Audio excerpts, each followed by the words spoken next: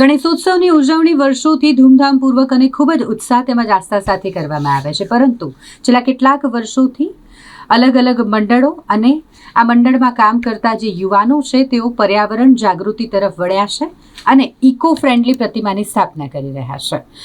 અલગ અલગ મંડળો ખાતે અલગ અલગ ઘરમાં જ્યાં શ્રીજીની સ્થાપના કરવામાં આવે છે તેઓ દ્વારા ઇકો ફ્રેન્ડલી મૂર્તિ બાપાની બેસાડવામાં આવતી હોય છે અને તેની પૂજા કરવામાં આવી રહી છે.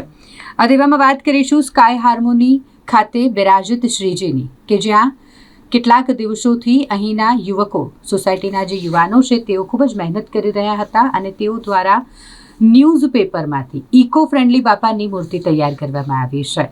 ન્યૂઝપેપરનો ઉપયોગ કરીને ઇકો ફ્રેન્ડલી બાપાની મૂર્તિ તેઓ દ્વારા તૈયાર કરી અને તેની તેઓ પૂજા કરી રહ્યા છે અને એક મેસેજ લોકોને આપવા ઈચ્છે છે કે પર્યાવરણની રક્ષા જરૂરી છે.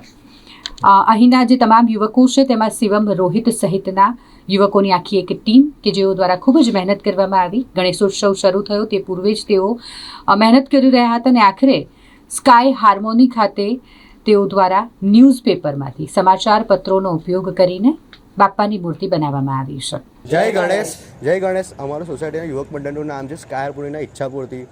આ વર્ષે અમે આખા ઇકો ફ્રેન્ડલી ન્યૂઝપેપરમાંથી આખી મૂર્તિનું નિર્માણ કર્યું છે. એમાં અમને 1.5 મહિનાનો આખો ટાઈમ લાગ્યો છે, જેમાં નાના મોટા બાળકોએ અમને ખૂબ ખૂબ સપોર્ટ કર્યો છે. અને આખી મૂર્તિ અમે લોકોએ વેસ્ટ આવે, વેસ્ટ ન્યૂઝપેપર છે, એ પણ ન્યૂઝપેપર અમે આખા સોસાયટીમાંથી કલેક્ટ કરીને આખા મૂર્તિનું નિર્માણ કર્યું છે. અને એની અંદર અમને વેસ્ટ પેપર કેવી રીતના આપણે રિસાયકલ થાય, રિયુઝ કેવી રીતના કરી શકીએ, આ એન્વાયરમેન્ટને રિલેટેડ આખું છે આગળનું. આ ભાઈ સમજાવશો. તમે જોઈ શકો છો અમે બધું જે કટઆઉટ છે, બેનર છે, એ બધું AI જનરેટેડ છે.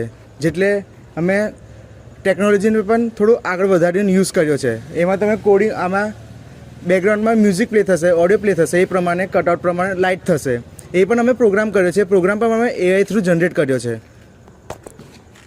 અને આખો કન્સેપ્ટ, અમે આખો મૂર્તિનો કન્સેપ્ટ એ છે કે આપણે ફ્યુચરમાં ન્યૂઝપેપરને અને પેપરને આખા પ્લાન્ટ જે છે 1 ટન પેપર બનાવવામાં 17 ટ્રી વપરાય છે અને એમાં 20,000 લીટર પાણીનો ઉપયોગ થાય છે ખાલી 1 ટન પેપર બનાવવામાં. તો આપણે એને કેવી રીતના રિડ્યુસ કરી શકીએ, આખો કન્સેપ્ટ અમે આખો શો કરીએ છીએ. તો સર્વ આખા જે પણ અમારા જોઈ રહ્યા છે એ માધ્યમથી કહેવા માંગીએ છીએ કે બધા આવો અને દર્શનનો લાભ લો. બોલો ગણપતિ બાપ્પા મોરયા.